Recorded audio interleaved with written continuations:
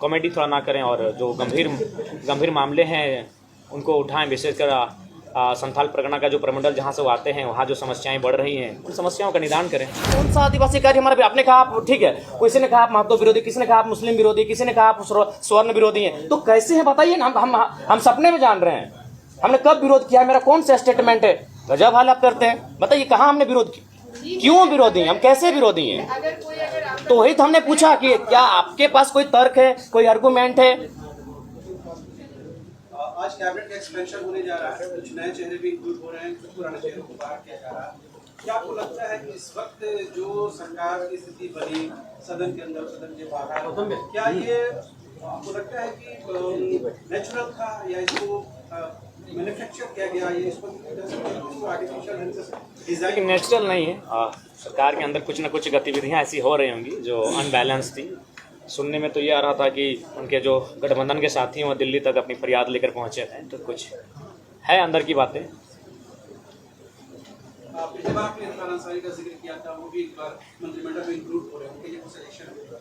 Suggestion यही रहेगा कि कॉमेडी थोड़ा ना करें और जो गंभीर मामले हैं उनको उठाएं। विशेषकर संथाल परगना का जो प्रमंडल जहाँ से वो आते हैं वहाँ जो समस्याएं बढ़ रही हैं उन समस्याओं का निदान करें। ये देखा जा रहा है कि जो संथाल के आदिवासी हैं उनका अपमान, आप किस नजर से देखिए? स्वाभाविक है, अपमान तो माना जा सकता है क्योंकि वृद्ध नेता हैं और उस समय के हैं जब गुरुजी का दौर था, निर्मल दा का दौर था। तो मेरे हिसाब से 3 महीना का जो समय बचा था माननीय वर्तमान मुख्यमंत्री को उतना सेक्रीफाइस करना चाहिए। आपकी पार्टी का 6 तारीख को शायद रजिस्ट्रेशन कंप्लीट होने वाला है, क्या मटेरियल जी लगभग संपन्न हो चुकी है। कल या परसों हम लोग का दिल्ली का बुलावा है, हमारी टीम जो हैंडल कर रही है वो जाने वाली है। हमारे व्यूवर्स का मतलब एक कमेंट आया है, कह रहा है कि JVKSS आदिवासी विरोधी पार्टी। अच्छा ठीक है, देखिए पहला बात व्यूवर्स कहें ठीक है, कौन सा काम हमारा आदिवासी विरोधी जरा पता है? कोई बयान हमारा आदिवासी विरोधी, हमारा कोई काम आदिवासी विरोधी? तो फिर आप इतने बड़े पत्रकार हैं, इतने बड़े कक्ष में बैठे हैं पत्रकारों के बीच और एक व्यूअर के कमेंट को उठा लिया, आपके पास कोई तर्क ही नहीं है, तो नहीं लगता आप अपना भी समय जाया कर रहे, मेरा भी। कल हम मुआवजा दिलाएं 15 लाख का, वो आदिवासी परिवार था, भूमिज परिवार को हम 26 लाख का मुआवजा दिलाएं। कोई काम बताइएगा तब ना, ऐसे कोई व्यूअर मैंने कोई फेसबुक में कोई लिख दिया आप उसको गंभीर रूप में सवाल ले लेंगे।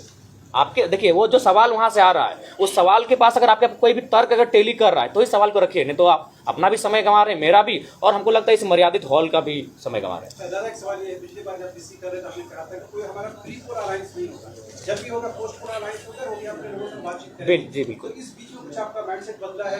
नहीं, माइंडसेट वही है। अलायंस के लिए बहुत सारी टीमें आई हैं और जो प्रभारी बन के आ रहे हैं उस केबिन में भी उस बैठकर हमारी चर्चा हो रही है हमारे नाम का। लेकिन जो मन हम लोग बना लिए हैं, जो ठान लिए, देखिए पहले बात है कि आज तक लोग झारखंड को ना समझे हैं, ना झारखंड आंदोलन करने के तरीकों को समझे हैं, ना झारखंड अलग हुआ क्यों उन कारणों को समझे हैं।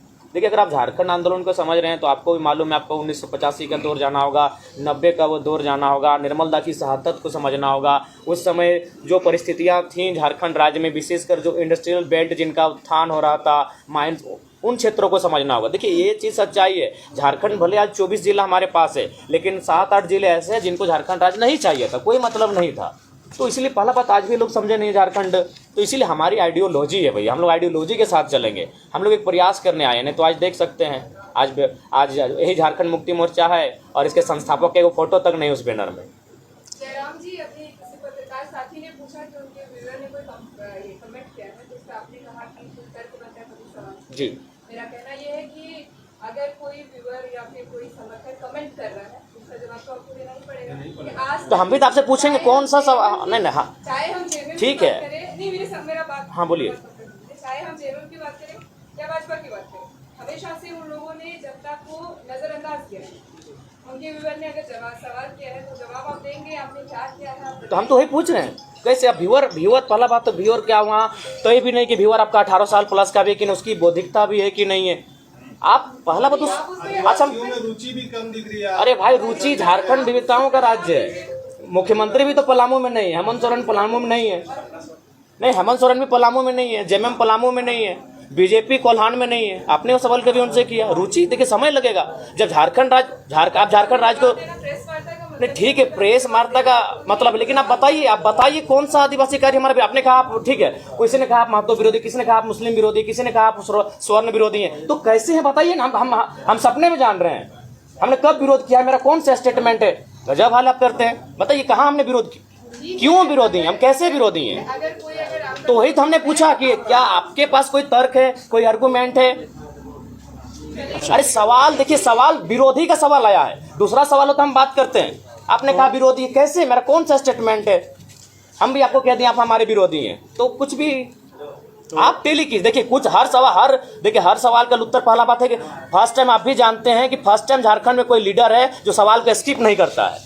तो जब हम अपने सवालों का उत्तर दे रहे हैं तो ऐसा नहीं कि आप कोई भी बेतुका सा, मतलब अगर कहीं सवाल उठ के आया तो उसको टेली कीजिए, नहीं टेली कीजिए आप ना। तो जनता, अच्छा एक बात बताइए, जनता कौन सा सवाल करेगी। 1 मिनट, आप लोग इंटेलेक्चुअल लोग हैं, थोड़ा सा भी अपना मेहनत नहीं करेंगे। जनाब जी, अगला सवाल ये है, जनाब जी लोकसभा चुनाव में अल्पसंख्यक आपके साथ खड़े दिखे, जब आप ये कहते हैं कि हम चुनाव के बाद एनडीए के साथ या इंडिया के साथ जाएंगे, तो कहीं न कहीं जो अल्पसंख्यक समाज है वो बीजेपी को लेकर नेगेटिव पर्सपेक्टिव रखते हैं, क्या कहेंगे इसमें। देखिए, सबसे पहली बात है कि हमने पहले क्या है कि जब हम लोग कुछ भी तय करेंगे तो अपने जनता के बीच बैठेंगे और उसके बीच जो राय शुमारी है उसके बाद हम लोग तय करेंगे। तो जब हम जनता के बीच बैठेंगे तो क्या हुआ, जनता अल्पसंख्यक नहीं होगी, जनता तो अल्पसंख्यक भी होगी ना। मैं आंदोलन के 225 की संख्या सहायक पुलिसकर्मी है, आज की हालत देखिए आप तो आंख में आंसू आ जाएंगे। उन्होंने अपना वर्दी बदल करके विधानसभा के अंदर, परिसर के अंदर गए, अपनी वर्दी में चेंज किया, रोना धोना किया, सिर्फ उनको मौखिक आश्वासन दिया। आप क्या इन लोगों को कोई आश्वासन, नैतिक समर्थन वगैरह है कि?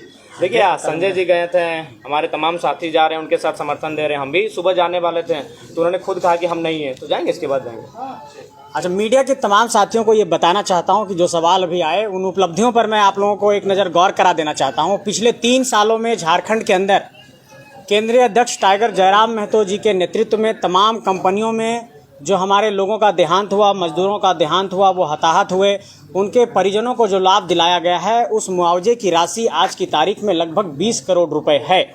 एक एग्जैक्ट आंकड़ा हम नहीं बता सकते हैं, लेकिन लगभग 20 करोड़ रुपए मुआवजा इन्होंने अपने नेतृत्व कौशल के बल पर और जेबी केसेस की टीम ने झारखंड के अंदर मजदूरों को दिलाया है।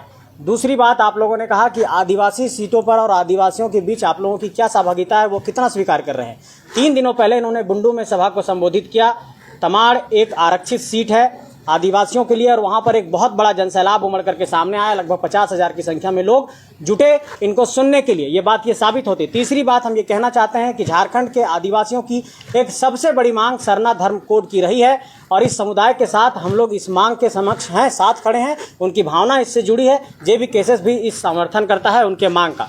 तीसरी बात ये कहना चाहते हैं कि विस्थापन, पुनर्वास, नियोजन, पलायन, बेरोजगारी, पेपर लीक, इन तमाम मसलों पर हम लोगों की जो मुद्दों की लड़ाई है, उन्हीं मुद्दों पर ये लड़ाई लड़ी जाएगी। झारखंड का स्थानीयता नियोजन वही रहेगा और झारखंड मांगे जयराम अभियान के तहत झारखंड के 81 विधानसभा क्षेत्र, 5 प्रमंडल, 24 जिले, 4,345 पंचायत, 264 प्रखंड और 48 नगर निकाय और 32,623 गांव और 29,521 पोलिंग स्टेशन तक हम लोग पहुंचेंगे और झारखंड में एक इतिहास बनाएंगे। कुर्मी समाज का भी मांग है कि आदिवासी सूची में शामिल किया जाए, आपका क्या स्टैंड है? देखिए, हमने स्पष्ट कहा है कि जब हम लोग सदन में आएंगे, देखिए जहाँ समस्या है समाधान वही है। और जहाँ तक कुर्मी समुदाय का मांग है, ये आज का नहीं है। जब हमारा जन्म नहीं हुआ था, हमारे पिताजी का जन्म नहीं हुआ था, जब से 1950 में बगैर नोटिफिकेशन के उनको शेड्यूल ट्राइब, जो उस समय प्रिमिटिव ट्राइब होता था, वर्जिन उसके नाम से, उस समय शेड्यूल ट्राइब नाम नहीं था, तो उस समय हम लोग सूचीबद्ध थे, बाकायदा हमारा CNT में सारी चीज़ें। यार ऐसा नहीं, आज आप आदिवासियों के बीच ही हम लोग, ऐसा बात नहीं, हम लोग दूर में रहते हैं। उनका भी कहना भाई आप ट्राइब हैं, कौन कह रहा है कि आप ट्राइब नहीं, बस शेड्यूल मत हो। उसको उनको ये इस बात का डर है कि जो 26% के रिजर्वेशन है उसमें उनको लग रहा है कि मतलब हम लोग का मैंने आपकी एंट्री होगी तो हमें हमारा हक अधिकार वंचित होगा। तो उस पर हमने स्पष्ट कहा है कि इसी देश में 2016 से पहले कोई ऐसी व्यवस्था नहीं थी कि जो लोग रिजर्वेशन का लाभ नहीं ले रहे हैं वे लोग आएंगे। लेकिन अचानक 2016 में एक बिल आता है EWS के नाम से, पूरा देश उसे स्वीकार भी करता है। तो मेरे कहने का तात्पर्य, पहला बात है कि इस माइंड से आपको देखना होगा कि हमारी जो मांगे हैं वो आरक्षण की नहीं, वो संरक्षण की है। इसलिए संरक्षण की मांगे हैं कि हमारा जो कौम है, उस कौम का उत्पत्ति हुआ है कुड़ुम सबसे, कुड़ुम यानी कुड़मी।